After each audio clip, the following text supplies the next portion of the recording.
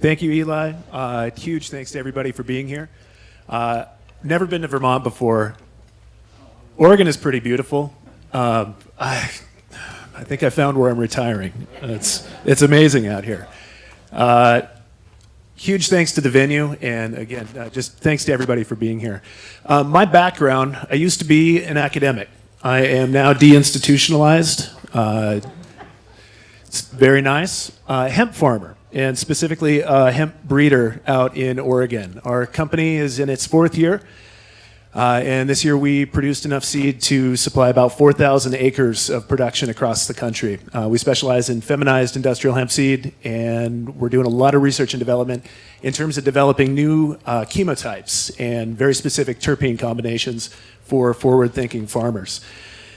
Today's talk, we will cover a little bit of information about that, but I want to give you a little bit of a sort of a background on the historical trajectory of cannabis in general, but it's sort of a background on capitalism, and I'm sorry if it's a little bit dry at first. Yeah, and I got to click this thing to go forward. So again, deinstitutionalized, taught at OSU for Oregon State University for 13 years, and moved to the field. Out in Oregon, we have a 63-acre research and development field that we do field trials before releasing seed to farmers and try to figure out best agricultural practices for producing industrial hemp. I think we got the overview covered. So, something to think about. How many growers are in here? How many people have grown cannabis that contains THC? Good. Okay. Just wanted to make sure we're all cool. Have you ever grown a plant in one environment, taken a clone from that plant, and grown it in a different environment and had different results? What causes that, right? We know that the environment shapes the expression of the plant. Social conditions are no different. And when we think about the development of cannabis, we need to think about the historical underpinnings of where we're coming from and where we're going to be able to understand what sort of opportunities people like you and me have in an emerging marketplace. My background was in studying these structures, and specifically I was interested in trying to figure out what the pre-existing market looked like for THC, for cannabis production.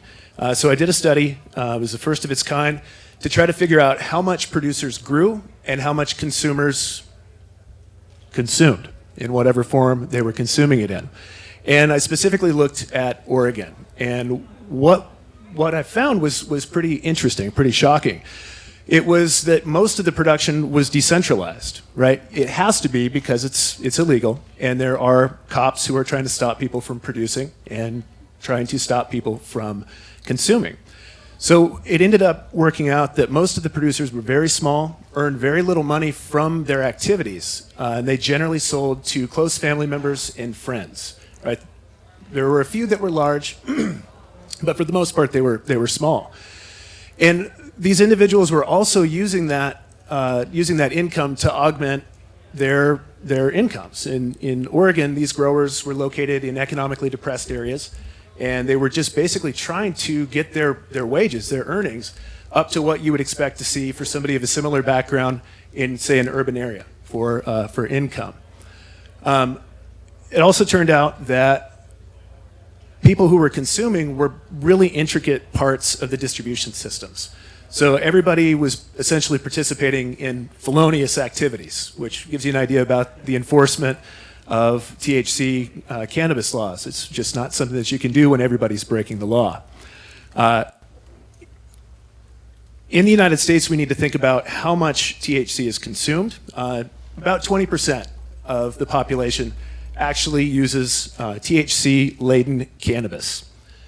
Of that 20%, about 80% of the total consumption is consumed by super users. So these are basically the top 20%. We probably all know someone like this, right?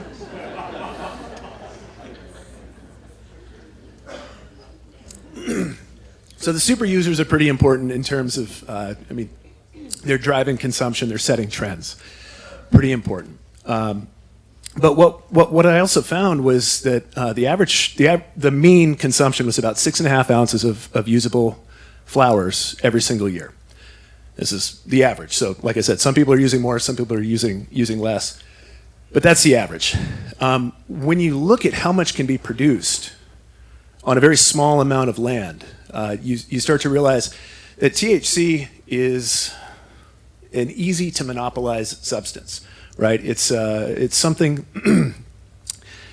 that, say in the case of Oregon, we could grow the entire supply for the state of Oregon on 60 acres. Did the math this morning for Vermont. If we were growing it in southern Oregon, we could do that on 12 acres. So we're not talking about very much space. And that's depressing. It sounds a little bit like the insurance and contractual things that we were hearing about earlier. It's not good news. But the silver lining to this is that non-psychoactive cannabis is much, much more in demand, and there's a huge, huge market for it. I know everybody's talking about CBD here, but there's also a lot of other cannabinoids that are out there, and every one of them can be accessed through industrial hemp.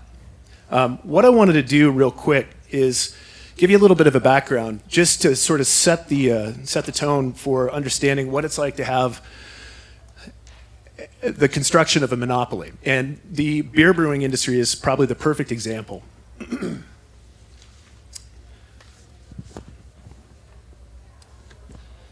So we had a situation where beer was legal, beer became illegal, and then it became legal again. So what happens in a situation like that? In the pre-prohibition years, 1865 through 1920, the brewing industry was dichotomized between local breweries and national shippers. And these local breweries generally controlled the saloons where people were drinking, and they were essentially dominating the industry. So between 1865 and 1895, the national shippers grew in prominence through vertical and horizontal integration. Technological advances including pasteurization, refrigerated rail cars, and automated bottling machines, along with the invention of advertising and a 5-fold increase in the per capita consumption of beer.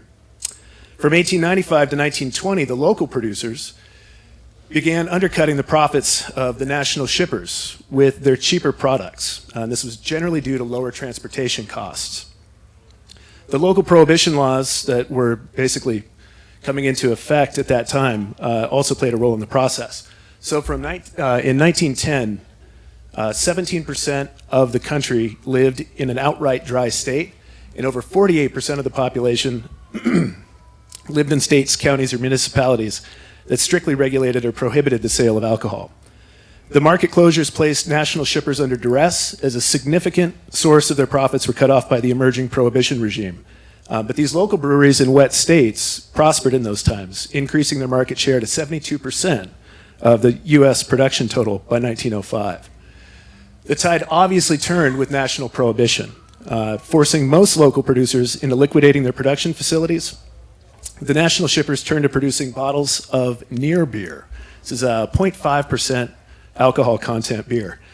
It didn't generate much profit, but it allowed those large firms to maintain their production facilities. In addition to that, they also made canned malt extract and sold that to small brewers who were making beer illegally. And they were also allowed to produce medicinal beer, which was licensed by the federal government. There should be some corollaries here. You should think about what's going on nationally with cannabis. It should match that to a certain extent. When Prohibition was finally lifted in 1933, the large breweries were strategically positioned to re-enter the marketplace, and basically the saloons were banned from selling their own beer. So these national shippers turned into the national monopolies. And what we saw is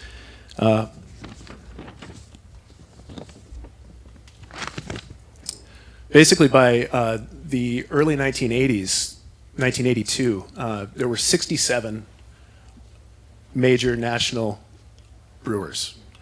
Today, 90% of the market is controlled by two companies. And you can imagine any of your local beers that you like, compare the amount that they're selling to what these large companies are producing, and you can understand who gets to dictate market terms.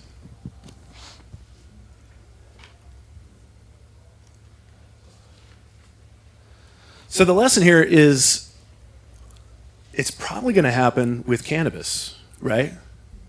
And it's really easy to do that with THC because it's so easy to, you don't need that much space. We do know that the legal marketplace is huge. We see these projections all the time. We're talking about billions of dollars. In the case of North America, the estimated, just here between the United States, Mexico, and Canada, $9.7 billion in the THC market for 2017. That's estimated to increase to up to $47 billion by 2027. So tremendous growth. Bear in mind that this is only THC, right? These are projections for THC. Yeah, 80% of the revenue is probably going to go to several a small number of very large companies that dominate the market, but it still leaves open quite a bit of space for smaller producers to create craft niche products. We're also seeing basically a tripartite division between the adult use recreational markets, the pharmaceutical industry, and what most of us are participating in, the health, for lack of a better term, a health supplement market.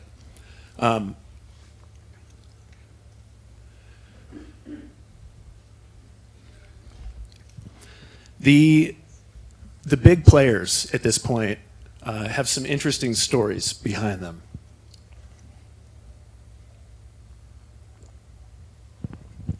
Very high value companies. On the Canadian side, we're looking at basically three companies: Canopy Growth, Aurora, and Afria. They're moving into states that are legal, and they're buying up all of the local producers. They're buying up all the dispensaries, and they're controlling those markets. On the pharmaceutical side, GW Pharma basically has a world monopoly on many different compounds, but not just THC. They have Sativex, they have Epidiolex. We now know that just passed FDA approval, and they're going to be selling it here in the United States.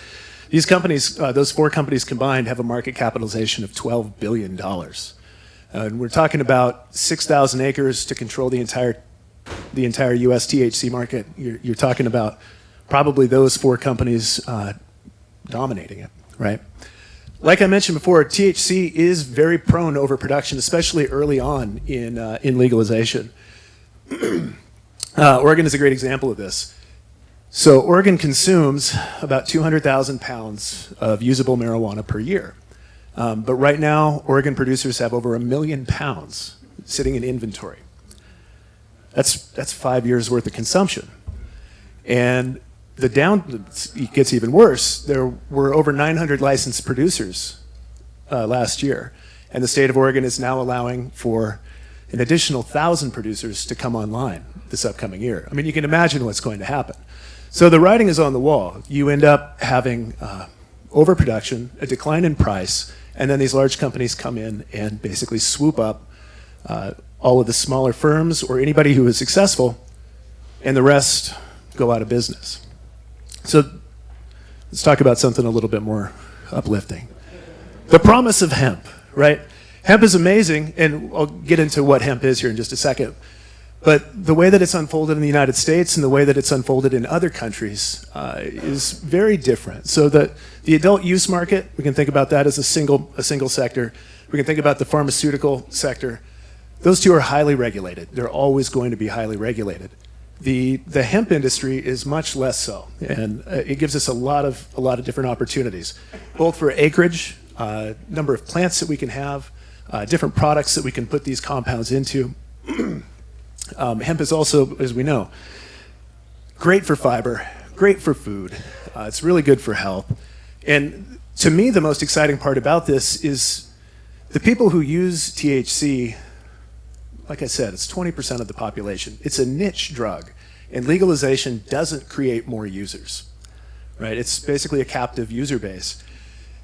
Hemp, on the other hand, you're looking at people who are using it for age-related deterioration. It helps with a number of different issues. Talking about CBD right now, but there are a lot of other different compounds that will end up helping people as well as we move forward with the research. So I think there's a huge, tremendous amount of growth opportunity in this industry. A little bit of background. I know that this was mentioned before. Here in the United, whoa, can we go back one more? Sorry about that. Industrial hemp in the United States and in other countries, 0.3% THC, right? This is our compliance component. As it was mentioned earlier today, it's a very arbitrary limit. This limit was set by Dr. Ernie Small up in Canada, and he wrote a paper in 1976, and he specifically said, 0.3% is arbitrary. I'm deciding on it because we have tested a number of different plants that are considered industrial hemp in the early stages of growth. We took leaves off of those plants, ran them through a GC, and they never exceeded 0.3%. So I think that's probably a good limit. Right, this is 1976, and that's it. That's what became international policy. The reality, the underlying reality, there's obviously no difference between hemp and marijuana. It's all cannabis. Two genes control the underlying chemotype in these plants between THC-rich and CBD-rich plants. How many of you have seen stuff like this before? Type 1, type 2, type 3, type 4? Okay. So a type 1 plant is a THC predominant plant. It has two THC genes turned on, both CBD genes turned off. A type 2 plant is mixed. This is equal parts CBD and THC. Both the CBD side is turned on and the THC side is turned on. Type 3 plants, which is what most people in the United States today are growing as industrial hemp, CBD genes are turned on, THC is turned off. And type 4 plants, which is a handful of these around, the CBG predominant. And CBG is a pretty interesting compound. We'll talk a little bit more about that in a few minutes. Science says it's all cannabis, but the law says they're different. A lot of regulations surrounding the type 1s and the type 2s. Type 3 and type 4, it's open season as long as you meet the statutory requirements of that 0.3%.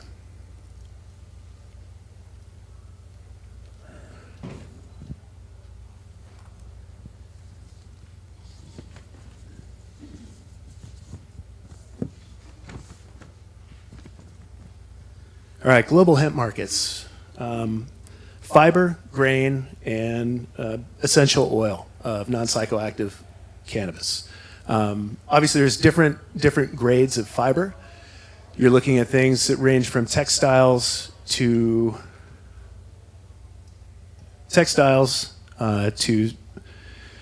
clothing, paper, etc. Lots of different uses. Grain, you can use it for the extraction of cooking oil, or you can eat it. Fantastic food. Most of us know all this.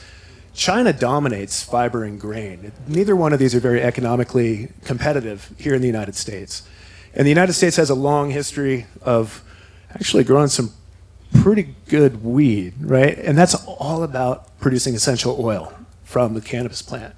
So what we're trying to do with cannabis, industrial hemp, is now to utilize this incredible plant. It's basically just a giant chemical producing factory to really isolate some of these more interesting compounds, because they're actually providing more economic return and more value than THC at this point. And not only value, I think more importantly, what I think a lot of us are in this industry for is it helps people. It really helps people without causing any sort of negative side effects.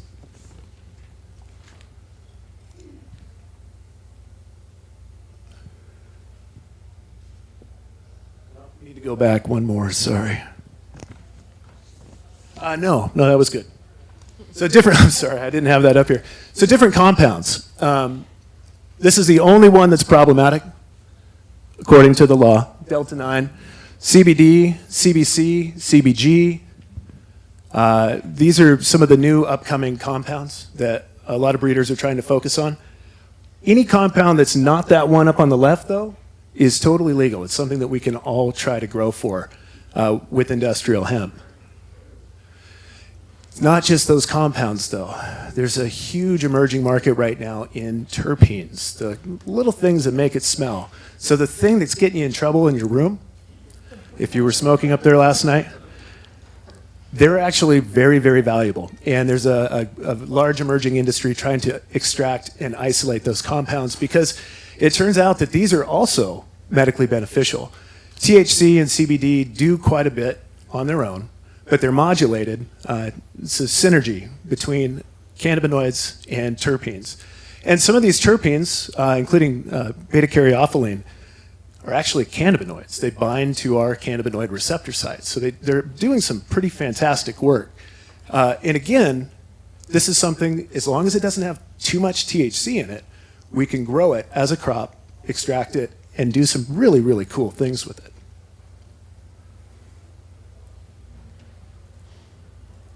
It's my calendar. So those were monoterpenes. Those are very, very light compounds, and they tend to, they're very volatile. They tend to vaporize pretty quickly. So in your handling and processing of industrial hemp, it's really important if you're trying to preserve some of those monoterpenes to keep your drying temperatures low. And honestly, some of the best ways of dealing with it is to harvest and extract fresh. So keep it frozen and then try to pull those terpenes out. These are sesquiterpenes. These are heavier. These are much more prolific and present in aged cannabis. They also happen to be very useful in a number of other industries. Humulene up here. How many people like beer? Even if it, I know it's dominated by a very small monopoly of companies, but humulene up there in the top, in some varieties, it's actually a higher concentration of humulene than hops. So think about that for a second. There's an entire craft brewing industry that's based on the development of interesting new hop varieties and cultivars. What if we replace those? Are there any hop growers in here? One, I'm sorry. It's not necessarily a bad thing, right? But hops take time to grow. It takes 4 to 5 years to get your infrastructure in place and get productive plants. And in Oregon, we have issues with a lot of different pests and pathogens. 20% of the hop vines end up getting replaced every year. Cannabis, not such a bad problem, right? We don't have issues quite like that. So I put these slides up here in these different compounds just to highlight a point. We focus to the detriment of ourselves and to this plant on individual compounds. There's a host of them in the plant that with specific breeding techniques and specific growing techniques you can access. Again, this just came out. I don't trust a lot of the data in the cannabis industry, but this is the projected non-psychoactive cannabis market. We're looking at actual data from 2014, 2015, 2016, 2017, and then estimated projections going forward. What you'll notice is that there's actually CBD being sold in medical dispensaries, not just industrial hemp, online sales or point-to-point sales and that sort of thing. The latter is becoming more prevalent than those dispensary sales, and it's projected to be basically equivalent moving forward. Big market though, right? 367 million for last year. And honestly, I don't think that this is an accurate representation of just how big this market has become. We're out here in Vermont.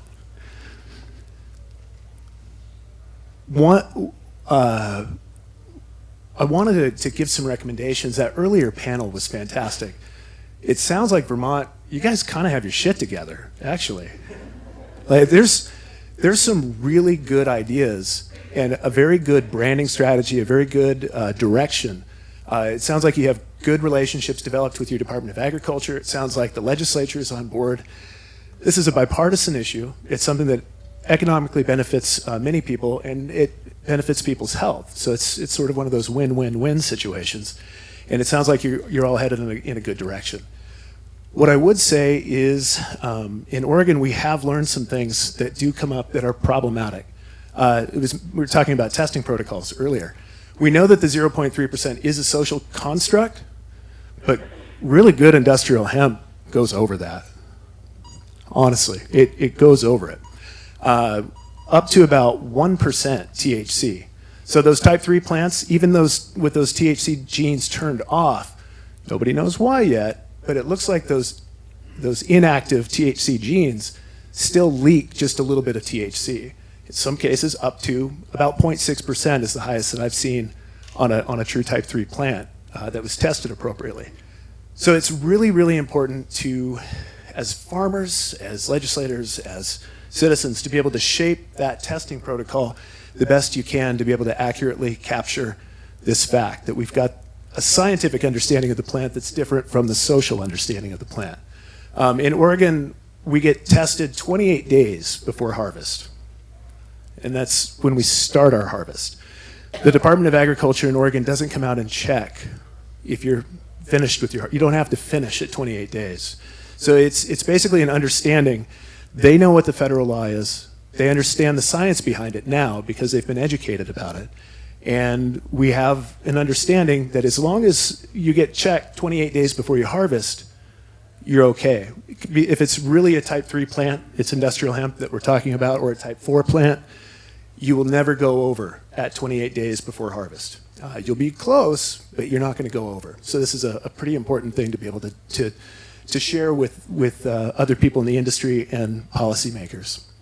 The biggest issue that we faced as a state is cross-pollination. Have you guys had problems with this yet?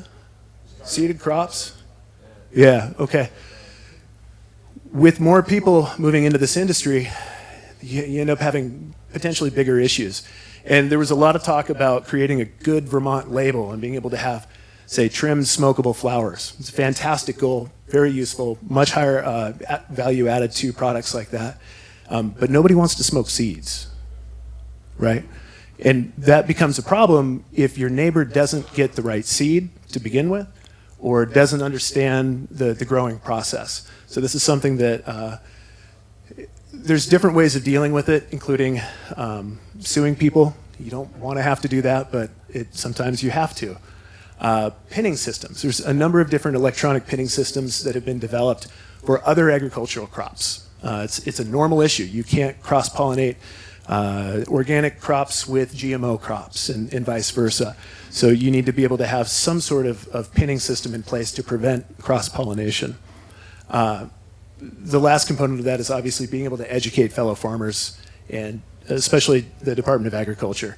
Sometimes with that pinning system, you can have the Department of Agriculture require the people tell you if they're or report if they're growing males with their crop. And that would give you a good idea, at least about who to contact and how to have these conversations in educating those fellow farmers. Another big one is that lab accreditation piece. In Oregon, we're lucky enough to have NELAB. It's the National Environmental Lab Accreditation program. Every single one of our labs that's qualified to test industrial hemp has gone through this process, and they're just as competent as any other lab in the country that's doing very sensitive environmental testing, right? So we're talking about potential pathogens or problems in water, soil, et cetera. There are labs out there that are equipped to do this. They have a good history of testing, and they have an excellent protocol. It's critical as we move forward to be able to have labs in every state that can do that. And if not in every state, at least a network of labs within your area that can make stuff like that happen.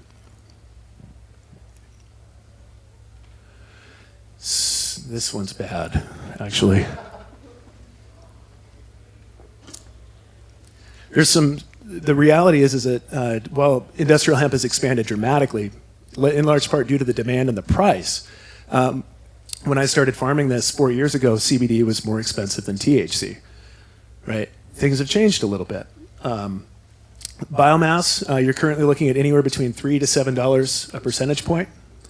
I would expect to see that drop to, say, $20 a pound in the next couple years. And I'm not saying that as somebody who's trying to scare farmers. I'm saying as a farmer, prepare yourself for that. Because if you can't make a good living at $40,000 an acre, it's probably not the right industry to get into. $40,000 an acre is still much better than sugar beets or corn, right? So it's still economically viable, but you just have to build your business model around this new reality. That's just for raw biomass based on a percentage, though. If it's going into isolate or full spectrum oil, there's a lot of value added that goes into niche markets like trim flower. Or if you're a vertically integrated business, you don't have to worry about those percentage points. You just make a product and sell it, and you can protect a little bit of your revenue that way. The main thing for every farmer, and this is true across the country, you have a very specific ecological niche, and you can harness that. You just have to be very careful about how you do it, and making sure that you have the right, not only the right genetics, but also the right market in mind for what you're trying to do. All of this together, the whole point, we're trying to grow oil. We're trying to create a botanical extract from this plant to create products. So you want to maximize that. You want policies that help you do that. You want genetics that help you do that. You want farming practices that help you do that. Best way to do that is to use varieties that have a good track record, have been tested, have been grown in your environment. This is hard for a lot of people, but you really need to have female seed or grow from clone. What we experience when you're growing from clone is that the plants are not as healthy, plants are not as robust, they don't grow as fast. You end up with a uniform crop, and that part's really good, especially if you're trying to get into a trim flower market. But you end up with more disease, more problems, really. So we started growing from seed, and it also solved the problem of scale. You can't grow thousands of acres from clone. I mean, you can, but it's really expensive compared to just putting seeds in the ground.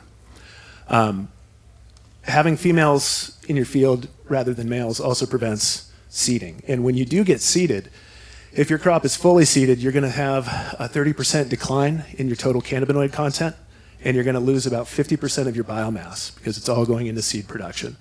We know this because we've been pollinated 3 years in a row at our R&D field by neighbors who were growing male and female plants. Got a lot of data on that.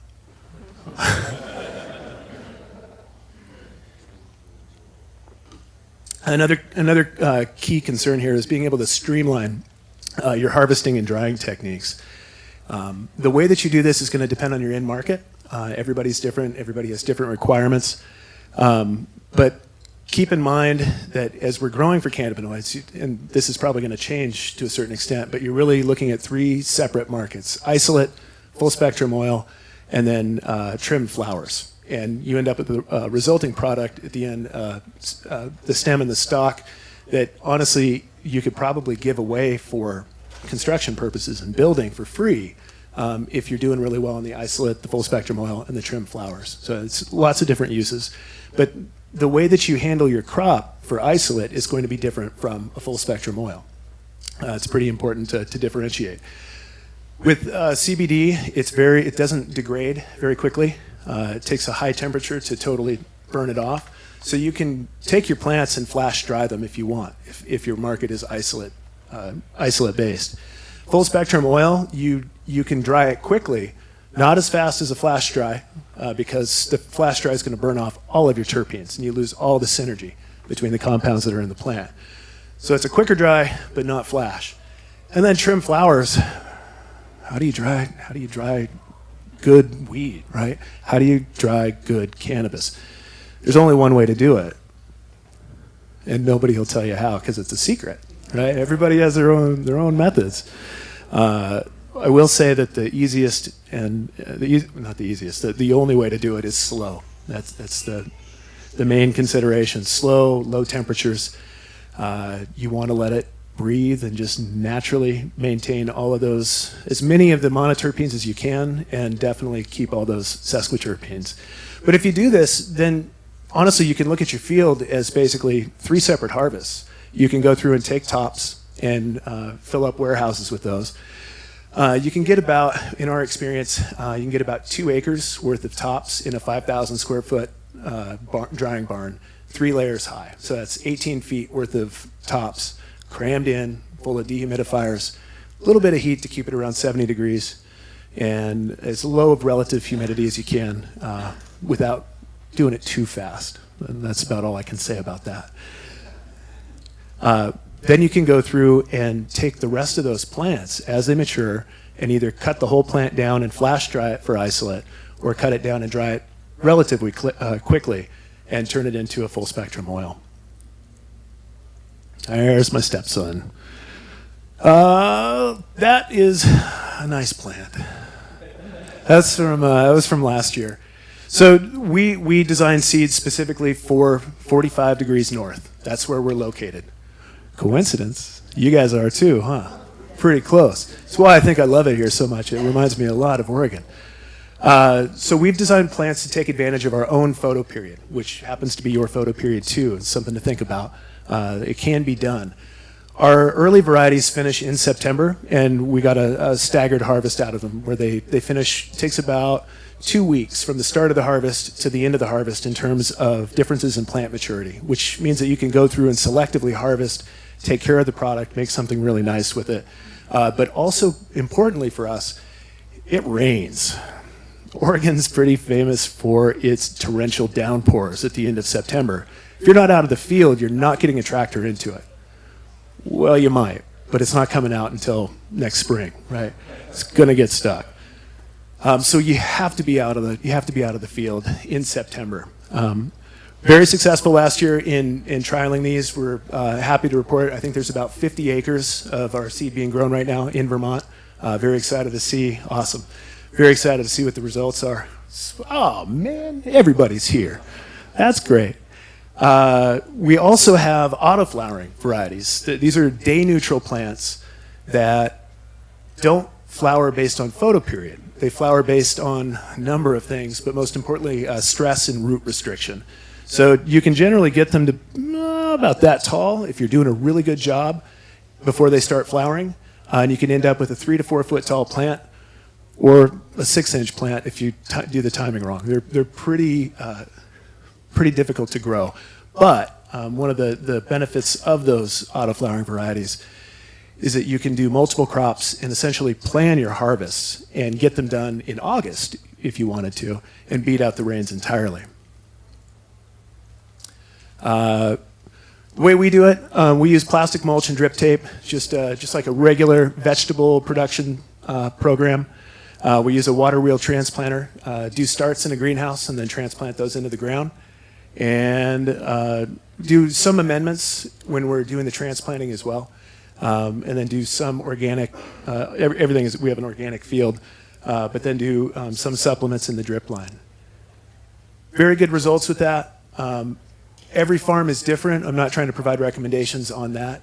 Your own ecosystem, your own farming climate is going to dictate the way that you plant, but that's worked pretty well for us. What I wanted to do right now is give you a little bit of information on how are we doing for time. Good? Okay. Cool.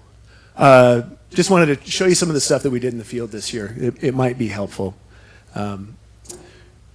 We wanted to try growing autoflowering plants and just cutting them down. So these would be destined for either full spectrum oil extraction or isolate production. We just wanted to see if you could cut plants down and dry them in the field. Oregon's environment, even though it gets really rainy in September, it's really dry at the end of July and early August. Oregon is home to, for better or worse, the largest concentration of grass seed farms in the world. 375,000 acres of grass seed produced in the world, 345,000 of it in the same valley that we're in. It's a pretty amazing environment for that because it's consistently dry from the end of July into the middle of August. So you just cut them down and cut the grass down, let it dry, and then pick it up. You do away with any need for drying facilities, which is, for a lot of startup farms, it's one of the biggest impediments because you can plant a lot. There's no problem planting. Harvesting and getting it into a drying facility is your number one challenge. So this summer we planted in early June, the first week of June, cut all the plants down in early August and just left them on black plastic for anywhere between 7 to 9 days and then ground them up in the field and put them into super sacks, just like a big grain sack. This is what they look like in the second week of June. So that's 2 weeks of growth on those little plants. And that was the day before they got cut down. It was 3,800 plants per acre, and we averaged right at 2,000 pounds per acre. So that was about 16 acres. Small. It was a small crop. It's not very big. Honestly, there's like 300-acre farms popping up all over in Oregon. It's incredible to see. But this was our small test plot. That's what they look like. I don't know if you can see it very well over there, but that's what they look like when they're cut down. It's first day. And by the end of it, they are completely desiccated, yellow. They look horrible, but they still smell good. It's really weird.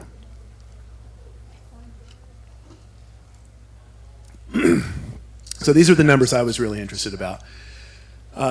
We got the moisture content in the field in those plants down to 9.4%, which is just as good as you can get hang drying.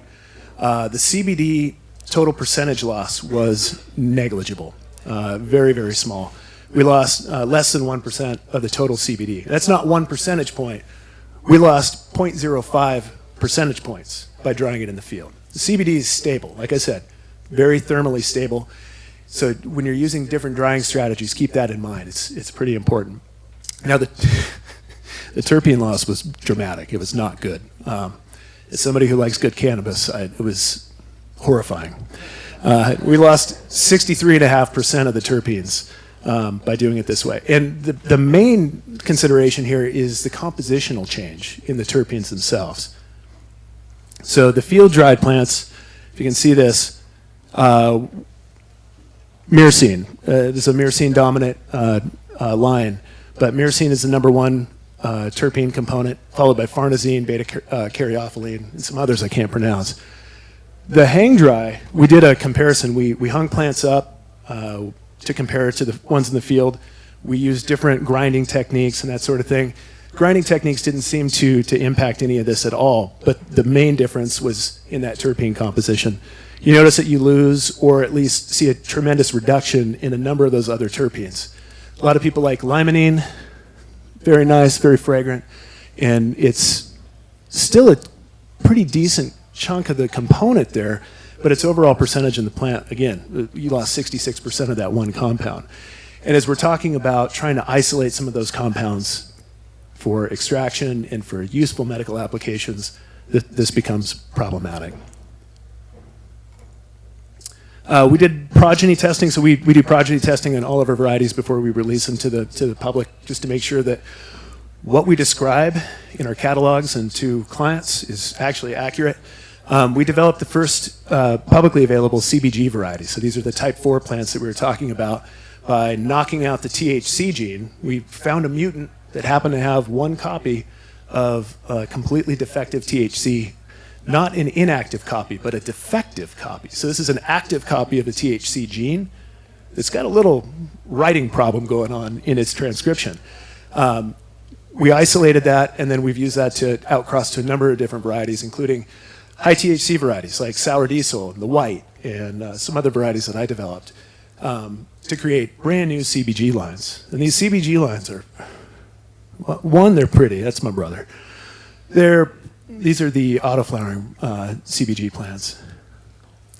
This is the best flower so far that we've been able to produce. It's 18.9%, and this is an accredited lab, Pixis in Oregon. People send their THC there and go, oh my God, I thought it was really good. It was 25% at this other lab, and you gave me a 15. It's because it's 15. The other labs have a tendency to inflate THC for obvious reasons. It's beneficial for them, it's beneficial for the farmer because customers are really looking for THC or high content plants. This one, close to 19%, very excited about that. More importantly though, this thing, can you see that? The THC content. It's 0.111. It's really low, but it's an almost 20% plant. That's a trim flower.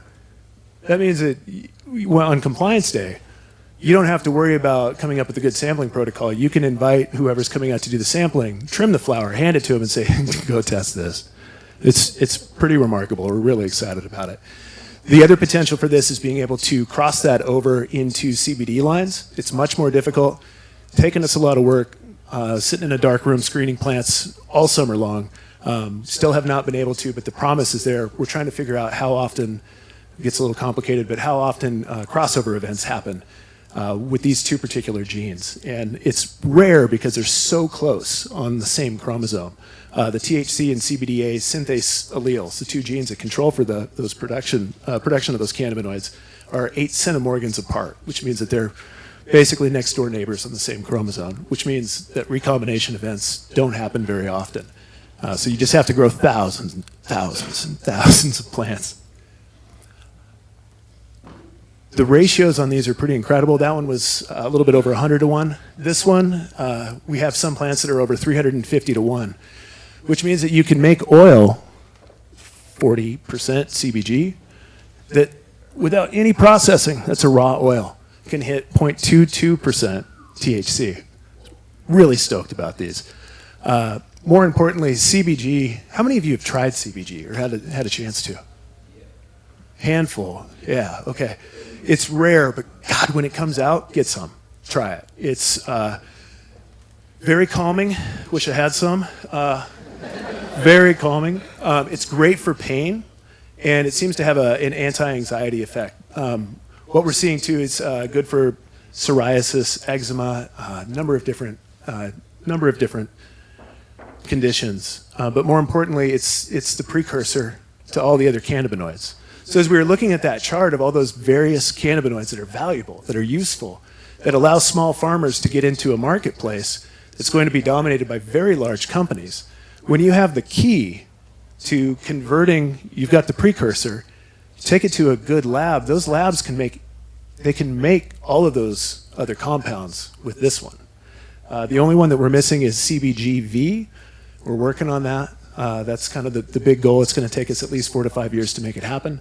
But once that particular piece comes out, we can make at least 120 different cannabinoids out of these two precursors, which is pretty fantastic. And it makes it possible, it makes it viable to get those compounds into people's hands at usually a better rate than they would ever be able to. But more importantly, gives you the opportunity to continue farming for at least another year, right? Yeah, lots of screening. Just more pictures. You can't see this. The one on the right is a CBG dominant plant. The one on the left, this is a Gorilla Glue 4 CBD conversion project that we were doing this summer. I wish you could say there's a difference between the trichomes on CBG plants. They're a bright, glistening silver. They're just absolutely beautiful. So thank you for having me here. If you want more information about our seeds, or we have white papers, we have Excel spreadsheets that give you some ideas about the costs of farming industrial hemp, along with good pictures and sort of research updates and that kind of stuff at a number of different locations. But what I want to leave you with is just that idea that this plant has so much promise, has so much potential. All we needed to do was to unlock it and do it in a way that allows small farmers to succeed and produce these compounds. And I think we're there. It's a really exciting time. Yeah, that's it.